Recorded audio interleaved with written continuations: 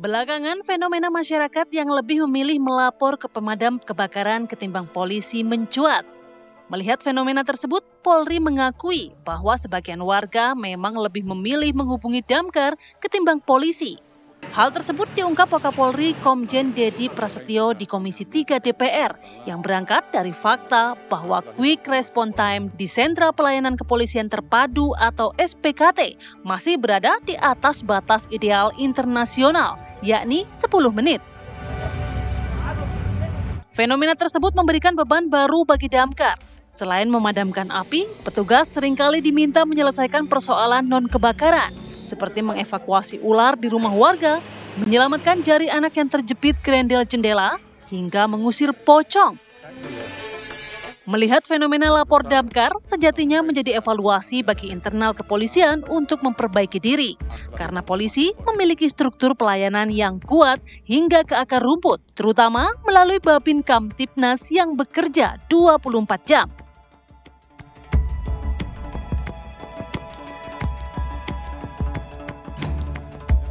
Dan laporan masyarakat lambatnya quick response time standar PBB itu di bawah 10 menit, kami masih di atas 10 menit. Ini juga harus kami perbaiki. Kemudian optimalisasi pelayanan publik berbasis digital adalah 110. Ya, saat ini masyarakat lebih mudah melaporkan segala sesuatu ke damkar karena damkar quick response cepat. Dan dengan perubahan optimalisasi 110, harapan kami setiap pengaduan masyarakat bisa direspon di bawah 10 menit. Lapor Ati, saya mengalami keuangan sulit. Ya jangan dong, kalau itu ngapain lapor polisi? Kalau lama responnya begini saya telepon damkar aja deh kalau begitu. Ya damkar juga nggak bakal ngasih kamu uang, bisa bantu apa gitu. Tapi saya tadi kan sempat ya di awal kita buka Apa Kabar Indonesia Pagi, saya telepon ke 110, tapi responsif kok. Responnya cepat ya? Cepat, langsung diangkat. Tapi langsung ditindaklanjuti nggak? Kan pertanyaannya begitu. Enggak, kan saya hanya memberikan semangat. Biar semangat Pak Polisi karena sebentar lagi ada laporan banyak masuk ke situ ya kan. Ya, kemarin juga kita sudah mendengarkan bagaimana Komjen Dedi Prasetyo selaku Wakapolri menyatakan bahwa memang ada kekurangan dari respon terkait laporan masyarakat yang masuk ke kepolisian. Itu dia. Akhirnya masyarakat kok lebih memilih melakukan pengaduan ini ke damkar ya dari hal-hal kecil. Tapi sebenarnya itu hanya pembanding Ti. Kenapa tuh? Karena kan hanya menganalogikan saja kenapa harus ke damkar. Karena kan untuk mengusir pocong, untuk menangkap ular, apakah memang harus polisi? Apakah memang menjadi tugas polisi? Kan begitu. Tapi kalau di luar negeri kan ada 911 yang juga kurang lebih ada pihak kepolisian, ada fire department, yang juga akhirnya sama-sama turun langsung juga untuk merespon masyarakat. Kita langsung tanya saja dengan narasumber sebenarnya. Kita panjang-panjang ya. Dengan yang hadir pada pagi hari ini sudah ada Irjen Purnawirawan Arianto Sutadi selaku penasihat ahli Kapolri. Selamat pagi, Pak Arianto. Assalamualaikum. Waalaikumsalam. Ada siapa lagi nih, Ati? Kemudian juga ada Bang Edi Hasibuan, yakni Direktur Eksekutif Lembaga Kajian Strategis Kepolisian Indonesia. Selamat pagi. Selamat pagi. Sehat ya? Sehat, alhamdulillah. Nah, saya mau ke Pak Arianto dulu deh. Pak Arianto, ini kita bertanya-tanya ya, kalau kita mengutip pernyataan dari Wakapolri, walaupun kita mengapresiasi ternyata sudah ada langkah untuk memperbaiki apa yang selama ini kurang di tubuh kepolisian. Tapi ini katanya lambat merespon, quick respon di atas 10 menit. Nah, menurut Pak Arianto sendiri, sebenarnya kalau berbicara mengenai apa sih akar masalahnya, kenapa kok pihak kepolisian bisa lambat merespon? Apakah karena masalahnya mungkin SDM-nya, sistemnya, atau manajemen layanan publiknya nih yang sebenarnya lama? Semuanya. Semuanya, Pak? Semuanya faktor itu, ya. Semuanya faktor sehingga mengakibatkan polisi tidak bisa cepat respon. Banyak sekali. Nomor satu, ya, yang paling menonjol pasti orangnya. SDM. Orangnya sedikit. Sedikit karena apa? Kejadian-kejadian yang terjadi itu banyak, sehingga orangnya, contohnya sekarang di polsek ya. Waktu dulu saya satu polsek itu di daerah sana cuma 10 orang dulu waktu itu. Kejadiannya jauh-jauh di sana banyak sekali gitu kan. Nah itu sehingga nomor satu jumlah orangnya nggak cukup. Yang kedua sarananya. Belum tentu setiap daerah itu punya sarana yang cepat seperti itu. Kalau ada motornya, bensinnya kadang-kadang tidak cukup karena dukungan kan cuma 2 liter. Ya, yang ketiga lagi anggarannya. Yang keempat lagi moralitas daripada anggotanya itu sendiri, ya gitu kan. Ada anggota yang rajin, ada yang malas karena ya mungkin malas karena begitu setiap mau bergerak nggak ada sarana, nggak ada ini, akhirnya lama-lama yang nggak jadi bergerak gitu ya. Itulah akibat daripada itulah maka kemudian kita tuh nggak bisa seperti idealis. Tapi kan damkar juga kayaknya banyak kendala juga Pak, tapi kok responsif gitu. saya tidak menafikan bahwa polisi itu tadi merendah karena itu ya, tapi kenyataannya memang kayak gitu ya. Apa yang disampaikan Pak Dede itu saya kaget karena gini, berarti ini contoh bahwa polisi itu memang betul-betul mau memperbaiki diri, sadar. Terbuka karena begitu ya, kalau menurut Pak. saya ya, kecepatan untuk datang ke TKP itu, dulu waktu saya masih dinas itu, saya pernah ke Jepang, ke Amerika itu, hitungannya tadi itu. Di bawah 10 menit. Quick respon itu berapa? Waktu saya di Jepang dulu mah cuma 3-4 menit waktu. Wow. Iya, karena Quick apa? respon itu dalam arti apa sih Pak Arianto? Kita Ada setelah laporan menghubungi dan langsung jalan. kecepatan. Jadi hitungannya standar dunia itu ya, begitu ada laporan kecepatan sampai TKP itu berapa menit gitu. Nah, gitu. Kalau polisi di Indonesia jangankan menit, jam kadang-kadang, ala hari. Mungkin Atau ya. bahkan begini Karena Pak Ari. tempatnya jauh kan. Ya, gitu. oke. Itu kan kita Sarananya. berbicara Itu SDM, nggak bisa fasilitas. di- Tapi kalau kemudian kita berbicara SOP, Pak Arianto, terkadang gini, hal simpelnya adalah ketika kita mungkin melaporkan ada kehilangan motor, ada kehilangan orang. Ya. Biasanya tuh ada SOP yang menyatakan bahwa harus menunggu 1 kali 24 jam dulu untuk dinyatakan hilang, begitu. Oh, Artinya bukan, ada bukan. tindak lanjut Itu seperti bukan, atau bukan, seperti bukan apa, itu. Pak?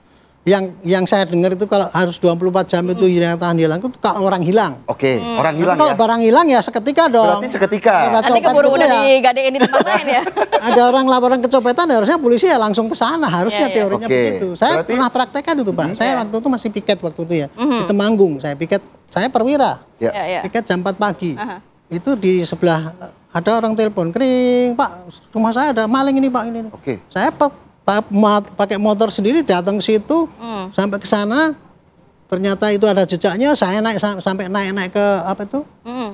Gentengnya dia itu, walaupun nggak ketangkep ya, tapi itu yang namanya quick response kayak gitu. Betul. Jadi orang begitu lapor waktu itu Langsung saya hadir ya. nggak sampai 5 menit saya karena saya pakai motor. Oke. Tapi nggak akan mungkin itu dilakukan oleh polisi seluruh Indonesia kan. Iya, iya, betul. Kondisinya kan beda-beda Iya, ya iya, gitu. iya. Itu. Tergantung daerah juga tadi Iya, Pak Arya iya. menyampaikan. Tapi kan sebenarnya kalau kata Wakapolri kan ada do and don'ts-nya sebenarnya menjadi panduan Iya. dari pihak kepolisian untuk bertugas. Iya. Ini termasuk dengan kecepatan pelayanan nggak sebenarnya? Ya. Yang bikin do and don't saya termasuk yang nyarankan ya. Wow. Supaya polisi gampang yang di lapangan itu ya. Kalau kita kan dulu kan pedoman kerja itu harus begini pakai teori gini. Anggota kan nggak pernah baca itu Pak intinya. Sekarang kita berubah menjadi supaya pelayanan itu meningkat. Iya, Ini iya. kamu harus kerjakan seperti ini dan jangan kerjakan seperti ini. Contohnya itu tadi. Kalau udah pelayanan kamu kerjakan menerima telepon saja. Sekarang kita harus drill, Bu. Iya, iya. Kalau sekarang, halo dari mana? Marah-marah gitu. Harusnya tuh standarnya kayak di hotel-hotel tuh. Selamat pagi, apa yang bisa kami bantu? Itu ya untuk menerapkan kayak gitu tuh dulu saya tahunan itu. Supaya anggota 460.000 kalau sekarang ya itu Pak. Susah Pak untuk merubahnya. Halo selamat pagi, apa yang bisa saya bantu? Itu susah Pak. Iya, iya. Nah, belakangan ini kan nggak pernah detail lagi. Ya. Nah sekarang itu kita masukkan di dudun dan itu. Ini termasuk damkar itu ya saya juga menyampaikan.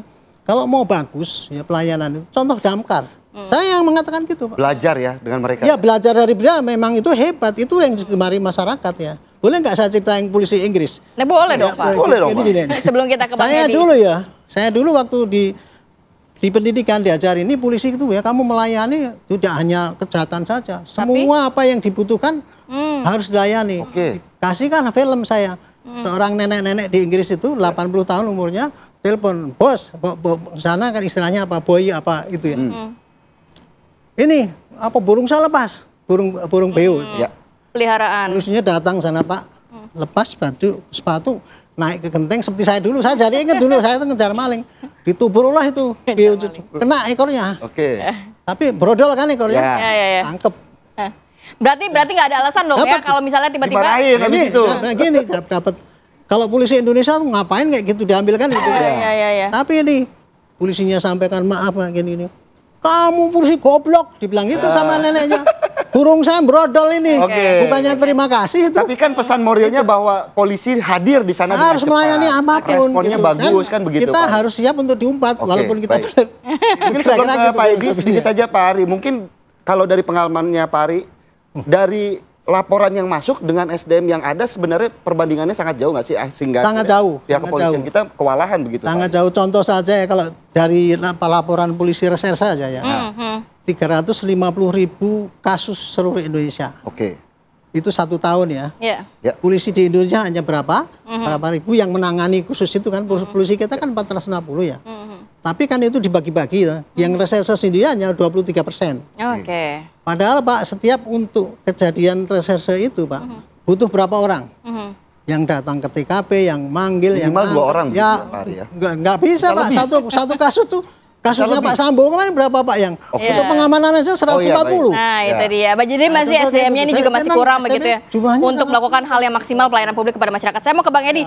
Bang Edi, kalau dari pengamatan Anda, ini sebenarnya kenapa sih masyarakat juga nampaknya bukan malas ya, dalam arti lebih memilih untuk melaporkan atau memberikan aduan kepada Damkar? Apakah karena pertama, tadi kan dikatakan banyak hal sebenarnya ya, tapi apakah mungkin ada indikasi masalah kepercayaan? Banyak masyarakat yang juga takut laporan saya nggak akan diproses nih, nggak akan ada progresnya. Sedangkan kalau masyarakat atau berpikir juga, apakah ini ranah kepolisian? Burung saya hilang, kemudian cincin saya hilang, nangkep pocong, nangkep kucing, anak saya masuk ke toples dan lain sebagainya.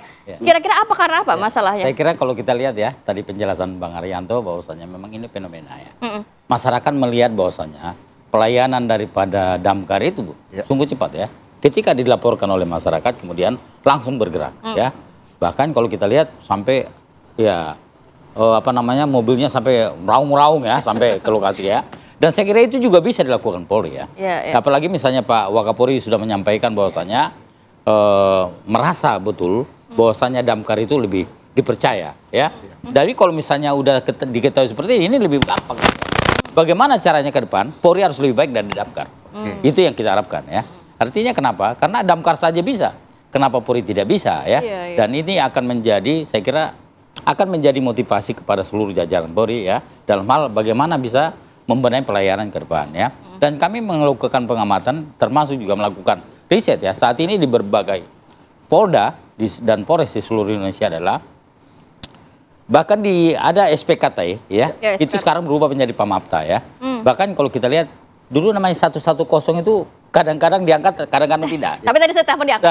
Nah, sekarang sudah harus. Kenapa kalau misalnya harus? Karena ketika masyarakat melakukan kontak dengan 110, maka dia punya kewajiban untuk mengangkat itu tidak boleh lebih daripada 3 kali berbunyi. Kenapa demikian? Karena kalau misalnya polisi itu tidak mengangkat ya, ayo misalnya kita telepon, ting, ting, ting. Lebih dari 3 kali maka telepon tadi itu akan bergerak ke Polda yang terima. Harus seperti itu? Iya, sekarang itu yang diterapkan oleh kepolisian. Aturan itu yang sekarang seperti itu. Iya, jadi ketika masyarakat, kenapa memang? Karena memang harus cepat. Ya, diharapkan dengan adanya sekarang perubahan itu akan ada perubahan besar ya. Yang dulu dikhawatirkan adalah masyarakat itu kesulitan. Bang Edi, tadi kan Anda mengatakan kalau 110 3 kali nada dering tidak diangkat dialihkan ke Polda. Biasanya laporan, kalau saya kan belum pernah melapor ke pihak kepolisian ya, biasanya laporan itu misalnya dari Polsek mana Polres, gitu, atau Polres, itu langsung dialihkan ke Polres itu. Iya, jadi dengan sendirinya itu ada otomatis ya, itu otomatis. Jadi dengan otomatis, ya? Jadi ketika misalnya Polsek tidak ngangkat, maka nanti dia akan pindah ke Polres. Dia tidak diangkat oleh Polres, 3 kali lagi akan ke Polda. Nah, kalau terjadi seperti berarti ada masalah. Barangkali mungkin anggota yang menjaga telepon itu tidur, mungkin tidak siaga. Ya, tidak siaga. Makanya sekarang kalau kita lihat ya, SPKT di seluruh Indonesia itu sekarang ada perubahan besar ya. Dan sekarang kita harapkan itu akan bisa memberikan perubahan-perubahan besar ke depan, sehingga ke depan itu tidak lagi seperti yang dulu-dulu ya. Dan saya kira disampaikan oleh Pak Bang Arianto tadi adalah ini akan menjadi harapan baru masyarakat kepada Polri ya. Harus ada perubahan ya.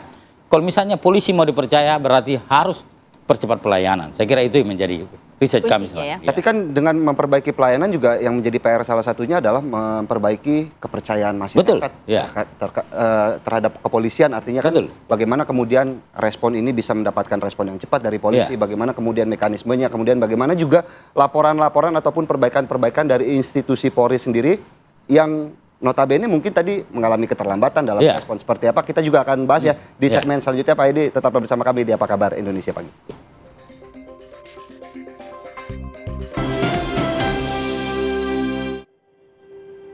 Kembali di Apa Kabar Indonesia Pagi, melanjutkan pertanyaan saya tadi sebelum ke Pak Edi, saya mau ke Pak Arianto, bahwa tadi saya mengutip dari pernyataan atau penjelasan dari Pak Edi bahwa ini kalau laporan awalnya Polsek, ditelepon 3 kali berdering, nggak diangkat ke Polres.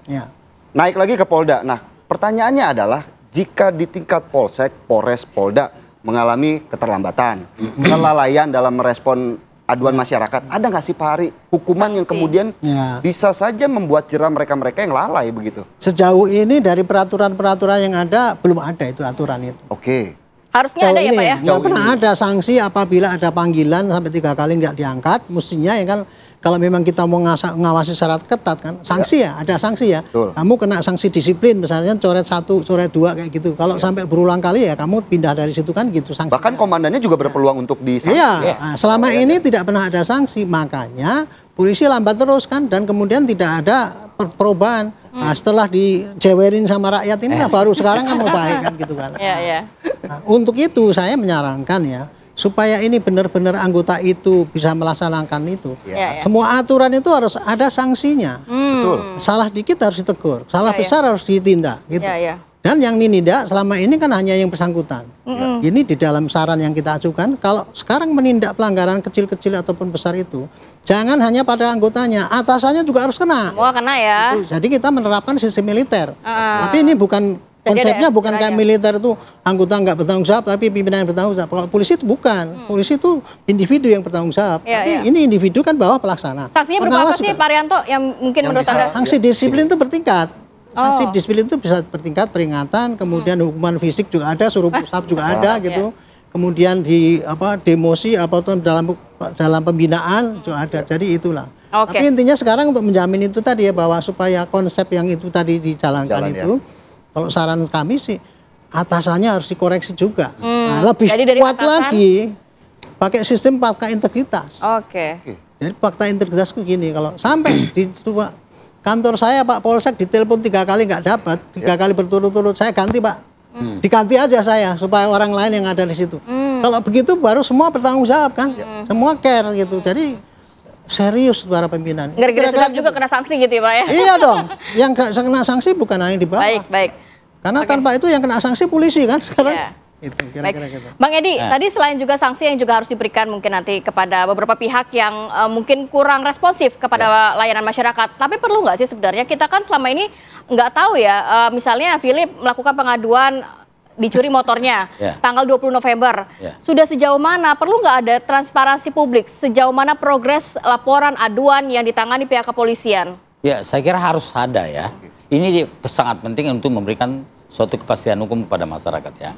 Dan ini yang selama ini memang... Tapi belum ada kan ya selama ini ya? Selama ini ada sebetulnya, berapa lama dia harus menyelesaikan ya.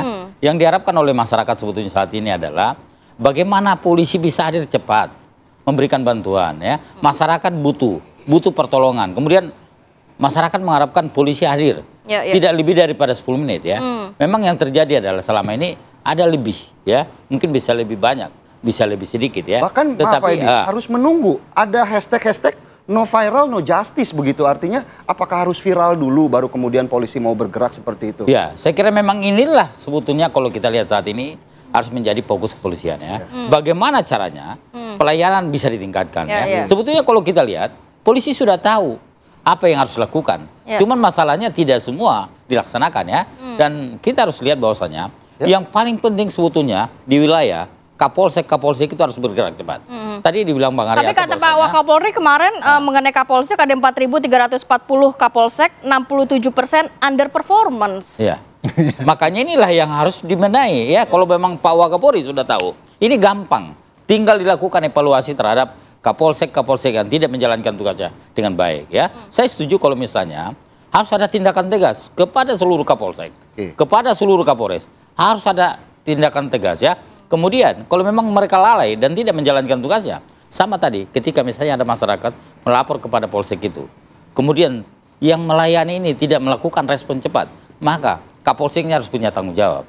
Saya kira perlu fakta integritas kepada seluruh Kapolsek, harus ada pengawasan yang ketat sehingga betul-betul mereka bisa melaksanakan. Kalau dari catatannya Pak Edi sendiri, kalau memang sudah ada laporan, sudah ada SOP terkait bagaimana tindak lanjut dari laporan tersebut, apa kemudian tantangan dari polisi sendiri untuk kemudian bergerak, menjemput bola, kemudian mendatangi laporan-laporan tersebut seperti apa Pak Edi? Ya tentunya memang kalau kita lihat ya, masyarakat kan saat ini mengharapkan, ketika misalnya menghadapi persoalan, masyarakat itu sebetulnya mengharapkan polisi datang ya. Apa yang perlu kami bantu Pak? Sebetulnya itu yang diapa. Tapi kan untuk hadir kan mungkin butuh kendaraan, butuh biaya atau seperti apa Pak Edi? Ya makanya kan kalau sebuah polsek kan harus ada kendaraan ya.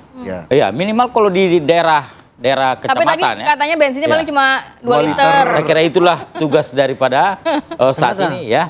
Bagaimana caranya ke depan itu bisa dirubah ya? Anggaran kali ya Pak Arianto atau gimana di? Saya nggak ngerti saya. Kalau saya tuh nggak ngerti ya, dari dulu tuh anggaran katanya polisi anggaran sekarang sudah naik dari 100 triliun waktu saya dinas hanya cuma 10 triliun waktu itu ya. Anggarannya kurang, tapi katanya sekarang udah naik gitu kok masih tetap nggak berubah gitu. Saya nggak tahu di mana apa anggarannya yang masih kurang atau sistem pembagiannya yang tidak betul atau gimana, saya nggak ngerti. Atau mungkin polisi juga sekarang milih-milih begitu Pak Ari, laporannya yang mana yang harus diproses? Ya itu salah satu ekses daripada saking banyaknya laporannya Pak. Oke. Dan kemudian mana yang harus diselesaikan? Polisi kan mesti nyari-nyari yang bisa diselesaikan kan. Yang bisa diselesaikan tuh macam-macam faktornya. Kalau buktinya sudah kuat, cukup, itu bisa diselesaikan. Yang kedua, kalau pelapornya itu sangat intensif, bisa datang tanya-tanya, itu pasti cepat diselesaikan. Tapi kalau yang enggak cuma lapor doang kemudian ditinggal, itu nggak perlu diselesaikan, kan kayak gitu. Itu karena beban daripada pelaporan itu sangat tidak seimbang dengan kondisi polisi yang ada di lapangan. Contoh saja ya, saya dulu saya selalu membandingkan waktu saya dinas di tempat yang sederhana. Saya dulu di Temanggung itu di Polsek ya, itu ya di satgasnya cuma 7 orang. Itu kasus yang terjadi sebulan rata-rata 30. Padahal kalau untuk menyelesaikan satu kasus itu paling cepat 3 bulan, Pak. Bisa dihitung itu. Jadi 12 orang atau 7, saya lupa ya, 7 sampai 12 orang menangani 30 kasus yang harusnya 3 bulan. Itu kalau dilaksanakan oleh 1 orang. Padahal kalau untuk reserse itu kan nggak mungkin satu kasus diselesaikan berapa orang. Itu kan saja beban yang sangat tinggi itu tidak akan mungkin diselesaikan. Nah sayangnya ya sampai sekarang ini Pak Kapolri itu tidak mau pakai model-model kayak KPK itu. KPK ya Pak ya, dia dikasih biaya unlimited katanya. Setiap perkara kalau seingat saya ada 400 juta. Sehingga waktu itu KPK yang digadang-gadang sebagai lembaga yang tertinggi itu, setahun dia hanya mampu menyelesaikan 50 kasus. Karena apa? Anggarannya cuma 400. Sedangkan kalau polisi berpikirnya enggak. Berapapun kasus ya siap saya kerjakan. Tapi ya akhirnya kayak gitu. Nggak akan mungkin selesai toh Pak gitu contohnya. Karena apa? Sampai sekarang indeks perkara itu yang saya tahu ya waktu saya pensiun itu. Perkara ringan 12,5 juta, perkara sedang 25 juta, perkara berat 40 juta. Itu kriminal semua berarti ya Pak ya? Iya itu kalau untuk kriminal. Tapi kalau yang untuk receh-receh seperti yang dilakukan Damkar yang tadi kalau untuk pelayanan kejepit di boro-boro tangan, nggak bisa dikeluarin. Untuk pelayanan itu nggak ada anggarannya. Wong itu yang reserse yang butuh anggarannya aja. Reserse itu butuh anggaran Bu. Misalkan autopsi mayat berapa biayanya? Kalau datang itu tadi kan hanya butuh kecepatan datang, transportasi dan sebagainya gitu. Itu saya nggak ngerti itu dukungan anggarannya kemana itu. Itu jadi kayak gitu Pak. Jadi kalau sekarang mau konsekuen ya polisi mau naik, polisinya memang manusianya harus diperbaiki, tetapi anggarannya itu harus cukupi yang sesuai. Kalau saya hanya membayangkan gini Pak, supaya kita polisi seperti Damkar itu ya, tolong setiap polsek itu dilengkapi dengan peralatan yang lengkap gitu ya. Kendaraan bermotor paling tidak 2, kemudian bensin yang cukup, orang yang cukup, sehingga kalau ada laporan-laporan yang seperti Damkar langsung bisa tangani. Kalau Damkar itu kan cuma contoh-contoh di dalam televisi ya. Kejadiannya kan nggak sebanyak seperti polisi yang diterima itu. Jadi kita jangan kemudian menuntut polisi itu baik, tapi kemudian harus begitu, tapi kemudian anggarannya nggak diterima, kemudian salahin lagi kita. Bang Edi mungkin terakhir dari Anda Bang. Ada catatan khusus mungkin seperti Pak Arianto bahwa apa sih yang kemudian bisa dilakukan oleh Polri saat ini kemudian untuk jangan sampai nih harapan ini jadi omong-omong belaka begitu. Saya yakin sebetulnya Polri pasti bisa ya. Sangat bisa ya. Apalagi misalnya memang personil Polri itu kalau di Polsek ya saya kira memang sangat terbatas ya. Dan perlu memang karena memang tadi kalau Damkar mungkin hanya kebakaran kemudian ada yang minta tolong, ada ada kucingnya hilang dan Tapi sebetulnya Polri sangat mampu. Tadi asal sepanjang personilnya harus dicukupi, kemudian juga anggarannya, operasional mereka itu harus dipenuhi. Kenapa? Karena ini sangat penting. Karena kalau kita lihat hasil riset kita selama ini adalah sebetulnya di dalam Polsek ini anggarannya sudah nggak ada. Sudah nggak ada. Kalau kita lihat sebetulnya mungkin di bulan pertengahan tahun itu anggarannya sudah menipis lah. Kemudian yang jadi masalah adalah ketika masyarakat lapor ya. Kemudian dia kehilangan, dia kecurian dan sebagainya.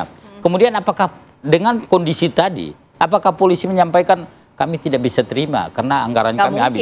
Tidak mungkin, viral nanti, ya. Dan yang dilakukan oleh polisi adalah menerima apapun juga yang disampaikan oleh masyarakat. Polisi punya kewajiban menerima laporan tadi, ya. Jadi biar pelayan bagus, seperti misalnya harapan masyarakat terhadap Damkar, ya. Pertama, personilnya, SDM-nya ya, itu harus diperbanyak, atau mungkin dia tambah atau apalah, penting bagaimana dengan bobot kasus. Ya. Terus yang kedua, anggarannya, operasional mereka harus ada. Sebetulnya polisi juga sangat bisa sama dengan Damkar, apalagi misalnya polisi ada namanya polisi satwa, ya. Ada yang ahli di dalam hal hewan, ya, ada polisi satwa, ya, itu juga bisa diberdayakan ke depan, ya. Kita harapkan dengan adanya apa yang disampaikan oleh Pak Wakapolri, itu akan bisa kita harapkan diimplementasikan ya di lapangan. Tapi sejauh ini mungkin sedikit Pak Edi, tugas dan fungsi Bimas sejauh ini seperti apa melihatnya Pak Edi? Bimas juga sudah bekerja kalau menurut saya, sudah bekerja. Kalau kita lihat di seluruh Indonesia, hasil riset kami itu hampir satu desa satu polisi ada, ya. Walaupun memang belum semua, tetapi saya kira itu sangat cukup. Dan ini selama ini sangat banyak membantu, ya. Yang jadi masalah adalah kesulitan. Bimas ini kan belum tentu tinggal di situ. Sebetulnya yang diharapkan masyarakat, Bimas ini tinggal di tempat itu, kemudian ketika masyarakat butuh, gampang. Lebih dekat dengan masyarakat, artinya ya. Itu yang diharapkan oleh masyarakat, ya. Jadi yang jadi masalah, Bimas ini ada memang tugas, ya. Tapi tinggalnya di tempat lain, itu yang jadi masalah. Jadi agak jauh, ini, saya kira ke depan ini akan juga menjadi masukan. Saya kira di Jepang juga seperti itu. Rumah anggota polisi yang ada di situ disiapkan, kemudian gampang. Bahkan kalau kita lihat. Jadi sebenarnya gini, kita juga berharap banyak juga dengan pihak kepolisian, apalagi sudah ada tanda kutip, sudah ada warning dari Wakapolri agar memang benar-benar bisa memberikan pelayanan yang maksimal dan juga optimal kepada masyarakat, ya. Harapannya seperti itu, ya. Dengan walaupun banyak kendala anggaran, kemudian SDM, manajemen dan lain sebagainya. Terima kasih banyak Bapak-Bapak sudah hadir pada pagi hari ini. Jadi Ratih tadi pagi telepon 110. Jangan minta ucapan selamat ulang tahun ke polisi. Tugasnya masih banyak, Ratih. Saya minta ke kamu aja ya, Philip, ya. Gimana, saya minta kadonya aja berarti, saya kasih kadonya aja kalau boleh. Kadonya langsung aja dolar, ya. Oke.